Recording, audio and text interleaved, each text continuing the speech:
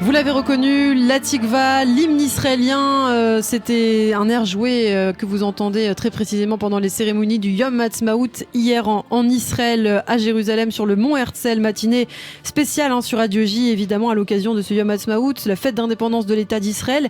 On parlait à l'instant de Théodore Herzl, des prémices de la création de l'État juif, et pour notre dossier ce matin, eh bien, on va revenir sur cette date également, le 14 mai 1948, évidemment, le jour où David Ben Gurion proclame officiellement à Tel Aviv la naissance de l'État d'Israël. Cette proclamation est le fruit de plusieurs décennies d'émigration de centaines de milliers de Juifs en Palestine, la terre promise, la plupart ayant fui les persécutions en Europe de l'Est avant que les rescapés de la Shoah y trouvent un refuge, bien qu'ils ont été mal accueillis à la fois par les Arabes mais aussi par les Britanniques.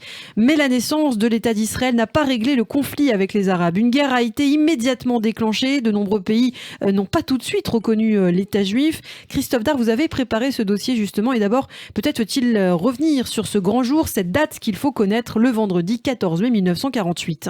Nous sommes effectivement à Tel Aviv, dans la galerie principale du musée, ornée de drapeaux bleus et blancs. Il est 16h, David Ben Gurion, 61 ans, alors président du Conseil national juif, et qui vit, il faut le savoir, depuis 42 ans en Palestine, du temps où c'était une province de l'Empire ottoman, prend la parole lors d'une courte cérémonie de 32 minutes, entouré des membres du Conseil national sioniste, sous un portrait de Théodore Herzl, le père du sionisme dont nous venons de parler. Ben Gurion lit un texte, lu, revu, corrigé jusqu'à la dernière minute, dans lequel il annonce la création de l'État d'Israël.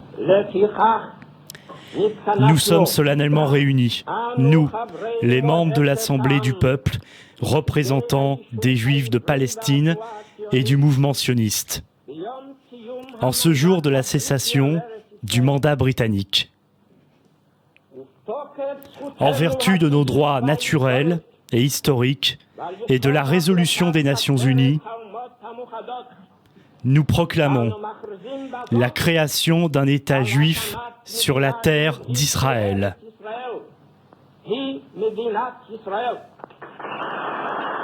La déclaration très forte de David Ben Gurion à l'époque. David Ben Gurion qui prend la parole 8 heures avant la fin officielle du mandat britannique sur la Palestine pour respecter justement aussi l'entrée du Shabbat. Tout à fait, un texte lu qui est ensuite signé quelques jours plus tard. David Ben Gurion, qui devient Premier ministre du nouvel État, affirme en français, car oui, il parlait très bien français, on va d'ailleurs y revenir à la fin de ce dossier, que la résurrection d'Israël, je cite, est le fruit de l'héritage du prophète et de l'espoir de notre peuple pendant des milliers d'années, ainsi que du réveil de la conscience humaine à la suite de la destruction du judaïsme d'Europe par les nazis. Ce discours est retransmis partout à la radio et accueilli dans une liesse populaire avec joie et émotion, une euphorie hélas de très courte durée, nous y reviendrons, mais d'abord un petit pas en arrière. Si les premières bases politiques ont été posées lors du premier congrès mondial sioniste à Bâle en 1897, on l'a dit, sous la direction de Théodore Herzl, le vrai point de départ à la création d'un État juif remonte au 2 novembre 1917 et la déclaration Balfour.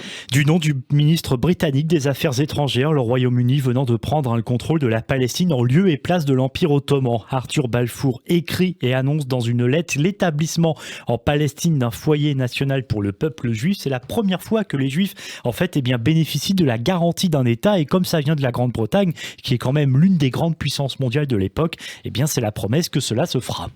La Palestine compte alors plus de 80 000 juifs qui ont fui au cours des années précédentes les pogroms en Europe centrale. Et plusieurs raisons expliquent ce soutien britannique à la création d'un État juif durant cette première guerre mondiale. D'une part, c'est obtenir le soutien de la communauté juive britannique et d'Amérique du Nord alors que les États-Unis entrent en guerre, mais aussi c'est être proche du canal de Suez qui a une importance considérable. La déclaration Balfour est validée en 1922 par la Société des Nations, l'ancêtre de l'ONU qui a été créée 2 ans plus tôt.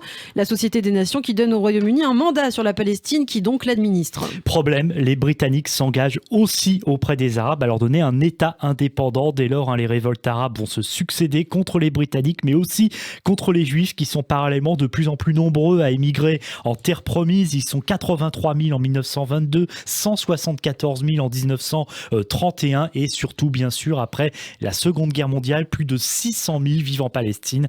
Après 1945, cela représente 33% de la population. population. Et après avoir connu donc les horreurs de la Shoah, les Juifs subissent à présent la haine des Arabes. Et la violence qui explose, une véritable guerre civile de part et d'autre. Alors il faut bien le voir, le Royaume-Uni est totalement dépassé par la situation, d'autant que l'Empire n'est plus ce qu'il était avant la guerre, il est ruiné. Et ce mandat en Palestine, en plus d'être dangereux, en fait lui coûte très cher. En 1947, le Royaume-Uni porte la question palestinienne aux Nations Unies. Une commission spéciale est créée à laquelle participent les organisations juives, mais pas les dirigeants palestiniens de la Commission suprême arabe. Une enquête qui va durer 3 mois et qui va se dérouler en Palestine, mais pas que, au Liban, Syrie, en Transjordanie, c'est la Jordanie actuelle, et aussi dans les camps de déplacés en Allemagne et en Autriche. Pendant cette période, les Britanniques veulent à tout prix freiner l'émigration juive en Palestine, quitte à manquer d'humanité. En juillet 1947, l'Exodus est au large des côtes palestiniennes avec à son bord 4500 rescapés de la Shoah, mais les Britanniques vont encercler le navire et le renvoyer par la force en France, puis en Allemagne. Épisode très sombre sur lequel il faudra un jour revenir. Sauf qu'en voulant donner des gages aux Arabes de Palestine, les Britanniques s'attirent les foudres de la communauté internationale et des Nations Unies. Et c'est une date importante, le 29 novembre 1947. L'ONU met fin au mandat britannique en Palestine et se prononce en faveur de la création d'un État juif et aussi d'un État palestinien, Jérusalem restant sous contrôle international. Il s'agit de la résolution 181, largement adoptée par 33 voix, dont les États-Unis, l'URSS et la France, contre 13, principalement des pays arabes, et aussi 10 abstentions, majoritairement des nations sud-américaines. La voie est donc ouverte à la création de l'État d'Israël. Et à l'approche de la fin du mandat britannique, le Conseil général sioniste établit un Conseil national de 37 membres, présidé par David Ben Gourion, qui choisit le nom d'Israël pour nommer le nouvel État, dont la date de proclamation officielle est fixée au 14 mai 1948. Les États-Unis du président Truman, au bout de 11 minutes, et l'URSS de Staline 3 jours plus tard, sont les premiers à reconnaître l'existence d'Israël. Mais dès le lendemain de cette proclamation, les pays arabes voisins, soutenus par la Ligue arabe, déclarent immédiatement la guerre au pays. Oui, le tout nouvel État qui affronte les armées de Transjordanie, d'Égypte, de Syrie, d'Irak et aussi l'armée de libération arabe mise sur pied par la Ligue arabe, un conflit de 9 mois dans lequel Israël va payer le prix fort. 1% de sa population totale perd la vie durant le conflit, malgré la victoire. 800 000 juifs sont expulsés des pays arabes et trouvent refuge en Israël, où ils tentent de construire une nouvelle vie. Israël devient membre des Nations Unies, finalement donc le 11 mai 1949, près d'un an après sa création, mais le reconnaissance internationale tarde à venir. Et c'est le cas notamment de la France, que le 24 janvier 1949, soit 9 mois après la création de l'État. Alors pourquoi ? Bien tout simplement parce que la France est une puissance méditerranéenne avec l'Algérie et les protectorats du Maroc et de Tunisie. La France compte alors 25 millions de musulmans, et donc pour préserver ses intérêts coloniaux et éviter un embrasement dans les départements français, la France tarde donc à reconnaître le nouvel État juif. Et j'ajoute qu'en décembre 2020, 164 des 192 États membres de l'ONU reconnaissent à présent Israël, 73 ans après, ce qui veut dire que 28 ne l'ont tout de même toujours pas reconnu. 15 sont membres de la Ligue arabe, 10 évidemment sans surprise de l'Organisation de la coopération islamique, ainsi que Cuba, la Corée du Nord et le Venezuela. Donc voilà ce qu'on pouvait dire sur la création de l'État d'Israël. Merci Christophe pour ce dossier Fondation d'État d'Israël en 1948 que nous fêtons depuis hier soir sur Radio J, Yom Ha'atzmaut 2021. Hier nous étions d'ailleurs avec de nombreuses personnalités pour célébrer ce jour si particulier. C'est une édition que vous pouvez retrouver, écouter, réécouter en podcast sur notre site internet radioj.fr et sur la page YouTube de Radio J.